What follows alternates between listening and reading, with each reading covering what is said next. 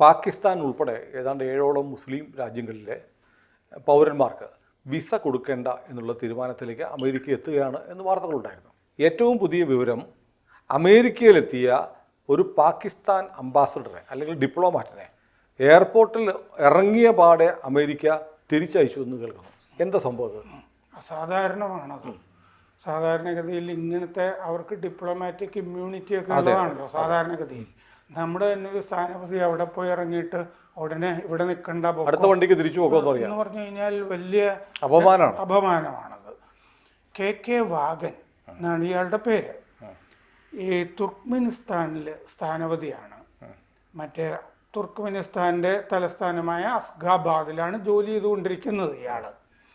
അപ്പോൾ ഈ സ്ഥാനപതി ഈ ലോസ് ആഞ്ചലസിലേക്ക് ഒരു സ്വകാര്യ സന്ദർശനത്തിന് ചെന്നിറങ്ങിയതാണ്. അവിടെ വിമാനത്താവളത്തിൽ ഇറങ്ങിയ ഉടനെ പൊക്കോളാൻ എവിടെ നിന്നാണോ വന്നത് അങ്ങോട്ട് പൊക്കോളാൻ പറഞ്ഞു. അപ്പോൾ അത് അവർ പറഞ്ഞ കാരണങ്ങൾ ഇമിഗ്രേഷൻ ഒബ്ജക്ഷൻ പാകിസ്ഥാനിലെ ഡോൺ പത്രം റിപ്പോർട്ട് ചെയ്തിട്ടുണ്ട്. പിന്നെ പറഞ്ഞിരിക്കുന്നത് കോൺട്രവേഴ്സ്യൽ വിസ റെഫറൻസസ് എന്ന് പറഞ്ഞിട്ടുണ്ട്. അതെന്താണെന്ന് വെച്ചാൽ ഇയാൾ മുമ്പ് ലോസ് ആഞ്ചലസിൽ കോൺസുലേറ്റ് ജനറൽ ഓഫീസ് ഉണ്ട് പാകിസ്ഥാൻ്റെ. വാഷിങ്ടണിൽ എംബസി ഉണ്ട്, consulate general office Los Angeles ഉണ്ട്. അപ്പോൾ ലോസ് ആഞ്ചലസിൽ ഇയാൾ ഡെപ്യൂട്ടി കോൺസൽ ജനറൽ ആയിരുന്നു നേരത്തെ. അന്ന് കാണിച്ച എന്തോ കാര്യങ്ങളെ പറ്റിയിട്ടാണ് ഈ കോൺട്രവേഴ്സ്യൽ വിസ റെഫറൻസസ് എന്ന് പറയുന്നത്. എന്ന് പറഞ്ഞാൽ ആവശ്യമില്ലാത്ത ആളുകളെയൊക്കെ കടത്തിക്കൊണ്ടു മനുഷ്യക്കടത്ത് ഉൾപ്പെടെയുള്ള കാര്യങ്ങളിൽ അയാൾ ഇടപെട്ടിട്ടുണ്ട് എന്നുള്ളതാണ് അതിൻ്റെ അർത്ഥം. അപ്പോൾ ഇയാൾക്ക് വാലിഡ് വിസ ഉണ്ടായിരുന്നു, യാത്രാരേഖകളെല്ലാം കൃത്യമായിരുന്നു. എന്നിട്ടും ആ കാരണങ്ങൾ കൊണ്ടൊന്നും അല്ല പുറത്താക്കിയത്. ട്രാവൽ ഡോക്യുമെൻറ്റ്സ് എല്ലാം ഉണ്ടായിരുന്നു. എന്നിട്ടാണ് ഈ തടഞ്ഞിട്ട് പുറത്തേക്ക് വിട്ടിരിക്കുന്നത്. അപ്പോൾ ട്രംപിൻ്റെ നയം വ്യക്തമാക്കിയിട്ടുണ്ട്. ഈ അനധികൃത കുടിയേറ്റത്തിൽ പെട്ട എല്ലാവരെയും പുറത്താക്കും എന്നും മറ്റേ വിദേശകാര്യ സെക്രട്ടറി മാർക്കോ റൂബിയോയും പറഞ്ഞിട്ടുണ്ട്. ഇപ്പോൾ പാകിസ്ഥാൻ ഉൾപ്പെടെയുള്ള ഈ പറഞ്ഞ പോലെ 7ഓളം ഇസ്ലാമിക രാജ്യങ്ങളുടെ റിവ്യൂ നടന്നുകൊണ്ടിരിക്കുകയാണ്. 60 ദിവസത്തെ റിവ്യൂ. അത് കഴിഞ്ഞ് പാകിസ്ഥാൻ തീർച്ചയായിട്ടും ആ പട്ടികയിൽ വരും എന്നുള്ളതാണ്. ട്രംപിന്റെ കഴിഞ്ഞ ടൈമിൽ പാകിസ്ഥാൻ ഉണ്ടായിരുന്നില്ല. കഴിഞ്ഞ ടൈമിൽ ഇല്ല. 7 രാജ്യങ്ങളുണ്ടായിരുന്നു. അത് ഞാൻ 7 രാജ്യങ്ങൾ പറയാം. അപ്പോൾ അതുകൊണ്ട് ഇപ്പോഴത്തെ റിപ്പോർട്ടിൽ പാകിസ്ഥാനിലെ ഡോൺ തന്നെ എഴുതിയിട്ടുണ്ട് ഇനി പാകിസ്ഥാൻ അടുത്ത പട്ടികയിൽ വരും. അതുകൊണ്ടാണ് ഇപ്പോൾ ഇറങ്ങിയപ്പോൾ തന്നെ താൻ പൊക്കോ എന്ന് പറഞ്ഞിരിക്കുന്നത്. അപ്പോൾ അമേരിക്കയിലേക്ക് ഉള്ള സകല പാകിസ്ഥാൻ ഇനി യാത്രികർക്കും തടസ്സം ഉണ്ടാവും എന്നുള്ളത് വ്യക്തമായി. ഈ നിരോധനമുള്ള പട്ടികയിൽ പാകിസ്ഥാൻ വരും എന്നുള്ളതും ഉറപ്പായി. പാകിസ്ഥാൻ മാത്രമല്ല, അഫ്ഗാനിസ്ഥാനും വരും എന്നുള്ളത് ഉറപ്പാണ്. ട്രംപിൻ്റെ ആദ്യ ഊഴത്തിൽ മുമ്പ് 7 മുസ്ലിം രാജ്യങ്ങൾക്ക് ഇതുപോലെ തടസ്സം ഉണ്ടായിരുന്നു, നിരോധനം ഉണ്ടായിരുന്നു. Iran, Iraq, Libya, Somalia, Sudan, Syria, Yemen, ഇത്രയും രാജ്യങ്ങൾക്കായിരുന്നു നിരോധനം. അവിടെ നിന്നുള്ള ആരെയും അങ്ങോട്ട് പ്രവേശിപ്പിക്കില്ല. പിന്നെ പുറത്തു നിന്നുള്ള ഒരു രാജ്യം എന്ന് പറഞ്ഞാൽ ഉത്തര കൊറിയയായിരുന്നു. ഉത്തര കൊറിയയിലേക്ക് റിവേഴ്സ് യാത്ര ചെയ്യാൻ പറ്റില്ല. ഉത്തര കൊറിയയിലേക്ക് അമേരിക്കക്കാരും പോകാൻ പാടില്ല എന്ന് നിരോധനം അന്നുണ്ടായിരുന്നു. ഇപ്പോൾ ഉത്തര കൊറിയയായിട്ട് കുറച്ചൊക്കെ ട്രംപ് ബന്ധപ്പെട്ട് വരികയാണ്. കഴിഞ്ഞ ഊഴത്തിനേക്കാൾ ഭേദമാണ് ആ കാര്യം. അപ്പോൾ ഈ US ഇസ്ലാമിക് റിലേഷൻസ് കൗൺസിൽ ഈ പാകിസ്ഥാന് വേണ്ടിയുള്ള കാര്യങ്ങളൊക്കെ നിരീക്ഷിക്കുന്ന അവർ പറഞ്ഞിട്ടുണ്ട്, സാധാരണഗതിയിൽ ഈ റമസാൻ കാലത്ത് പാകിസ്ഥാനിലേക്ക് പോകാറുണ്ട് വിദ്യാർത്ഥികൾ, ജോലിയുള്ള ആളുകളൊക്കെ. ദയവ് ചെയ്ത് ഈ മാസം നിങ്ങൾ പോകരുത്. പോയി കഴിഞ്ഞാൽ പിന്നെ തിരിച്ചു വരവ് പ്രയാസമായിരിക്കും. നിങ്ങൾ പോകരുത്. കഴിഞ്ഞ ആഴ്ച അവരുടെ മുന്നറിയിപ്പുണ്ട്. പെർമനൻ്റ് റെസിഡൻസ്, വിദ്യാർത്ഥികൾ, തൊഴിലാളികൾ 1 മാസത്തേക്ക് പോകരുത്. സാധാരണഗതിയിൽ ഈദിന് കൂട്ടമായിട്ട് പോകാറുണ്ട്. മാർച്ച് 30-ന് അല്ലെങ്കിൽ 31-നായിരിക്കും. സാധാരണഗതിയിൽ 1 മാസത്തെ അവധിയെടുത്തോ അല്ലെങ്കിൽ അതിനോടടുപ്പിച്ചോ പെരുന്നാളിന് വേണ്ടി പോകാറുണ്ട്. അങ്ങനെ പോകരുത് എന്ന് പറഞ്ഞിട്ടുണ്ട്.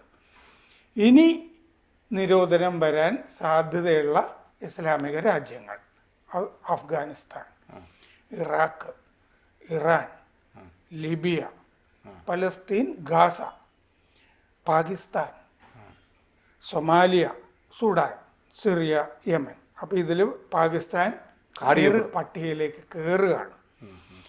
ഈ അപ്പോൾ ഏതോ ഒരു രാജ്യം ഒഴിവായിട്ടുണ്ട്.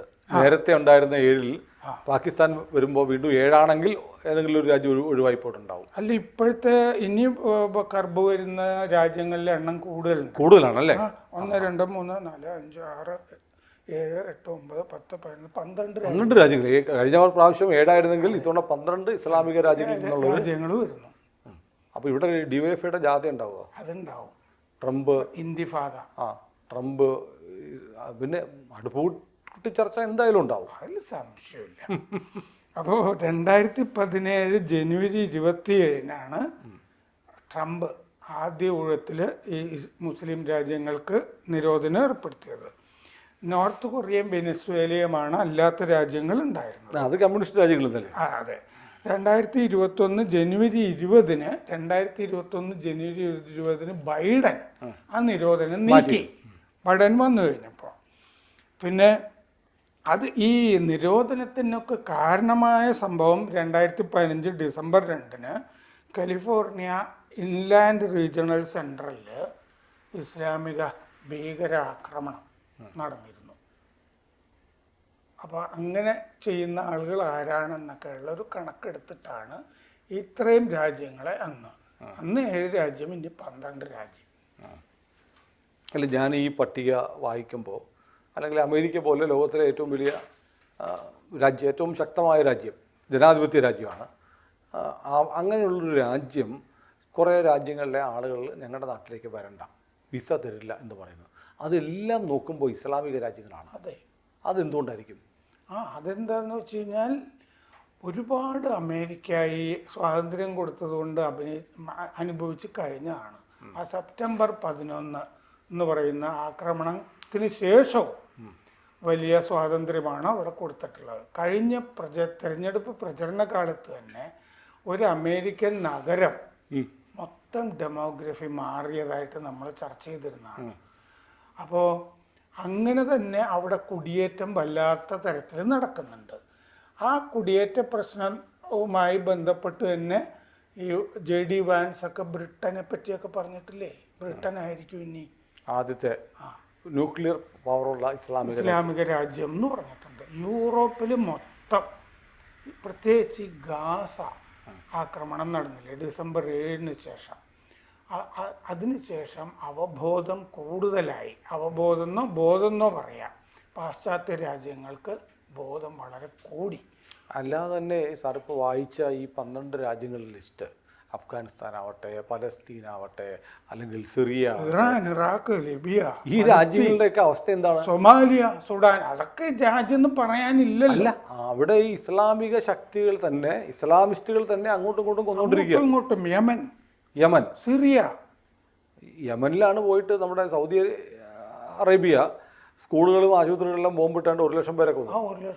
1 ലക്ഷം പേരെ കൊന്നു. ഒരു വാർത്തയില്ല, ഒരിടത്തും വാർത്തയില്ല, ഒരു ഇന്തിഫാദ ഉണ്ടായിരുന്നില്ല, ഒന്നുമില്ല.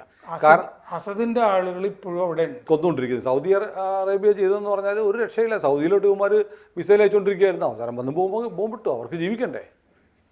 അപ്പോൾ നമ്മൾ ഇവിടെ ഈ റോഹിംഗ്യകൾ, ബംഗ്ലാദേശികൾ എന്ന് പറയുന്നൊരു നമ്മളുടെ ഭീഷണി ഉണ്ടല്ലോ രാജ്യത്തിനുള്ള, ഇത് നമുക്കറിയാവുന്നത് പോലെ തന്നെ എല്ലാ രാജ്യങ്ങളും യൂറോപ്പിൽ ഇപ്പം തിരിച്ചറിവുണ്ടായിട്ട് അതൊക്കെ തെരഞ്ഞെടുപ്പ് രംഗത്തിലും പ്രതിഫലിക്കുന്നുണ്ട്. നമ്മുടെ ഇവിടെയാണ് ഇന്ത്യയുടെ വാതിലുകൾ ഇങ്ങനെ റോഹിംഗ്യൻസിനും ബംഗ്ലാദേശികൾക്കും വേണ്ടി തുറന്നിട്ട് കൊടുക്കണം. വിദേശികളാണെങ്കിലും നുഴഞ്ഞുകയറ്റക്കാരാണെങ്കിലും അവരെ ഇവിടെ അതിഥികൾ ആയിട്ട് സ്വീകരിക്കണം എന്നൊക്കെ പറയുന്ന സർക്കാരുകളും പാർട്ടികളും പ്രതിപക്ഷവും ഉള്ള നാടാണ് നമ്മുടെ ഇന്ത്യ.